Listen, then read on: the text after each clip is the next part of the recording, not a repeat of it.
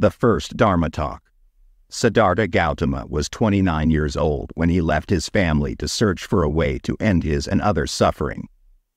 He studied meditation with many teachers, and after 6 years of practice, he sat under the Bodhi tree and vowed not to stand up until he was enlightened. He sat all night, and as the morning star arose, he had a profound breakthrough and became a Buddha, filled with understanding and love.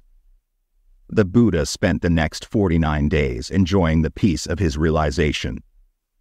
After that, he walked slowly to the deer park in Sarnath to share his understanding with the 5 ascetics with whom he had practiced earlier.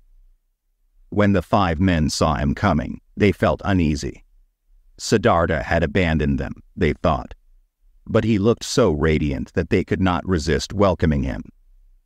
They washed his feet and offered him water to drink. The Buddha said, "Dear friends, I have seen deeply that nothing can be by itself alone, that everything has to interbe with everything else. I have seen that all beings are endowed with the nature of awakening." He offered to say more, but the monks didn't know whether to believe him or not. So the Buddha asked, "Have I ever lied to you?" They knew that he hadn't, and they agreed to receive his teachings. The Buddha then taught the 4 noble truths of the existence of suffering, the making of suffering, the possibility of restoring well-being, and the noble eightfold path that leads to well-being. Hearing this, an immaculate vision of the 4 noble truths arose in Kondanya, one of the 5 ascetics. The Buddha observed this and exclaimed, "Kondanya understands." Kondanya understands, and from that day on, Kondanya was called the one who understands. The Buddha then declared, "Dear friends, with humans, gods, Brahmins, monastics, and Maras one as witnesses, I tell you that if I have not experienced directly all that I have told you, I would not proclaim that I am an enlightened person, free from suffering. Because I myself have identified suffering, understood suffering, identified the causes of suffering, removed the causes of suffering, confirmed the existence of well-being, obtained well-being, identified the path to well-being, gone to the end of the path, and realized total liberation, I now proclaim to you that I am a free person."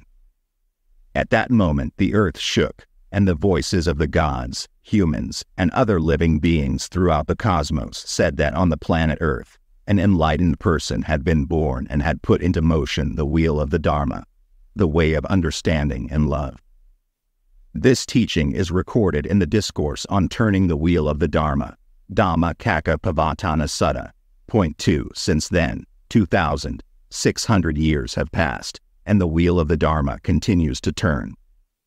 It is up to us, the present generation, to keep the wheel turning for the happiness of the many.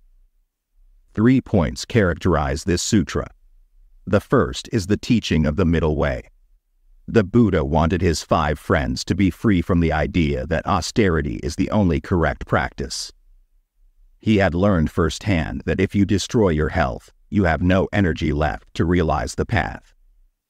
The other extreme to be avoided, he said, is indulgence in sense pleasures, being possessed by sexual desire, running after fame, eating immoderately, sleeping too much, or chasing after possessions.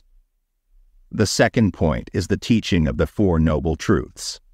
This teaching was of great value during the lifetime of the Buddha, is of great value in our own time, and will be of great value for millennia to come. The third point is engagement in the world. The teachings of the Buddha were not to escape from life, but to help us relate to ourselves and the world as thoroughly as possible. The Noble Eightfold Path includes right speech and right livelihood. These teachings are for people in the world who have to communicate with each other and earn a living. The discourse on turning the wheel of the Dharma is filled with joy and hope. It teaches us to recognize suffering as suffering and to transform our suffering into mindfulness, compassion, peace, and liberation.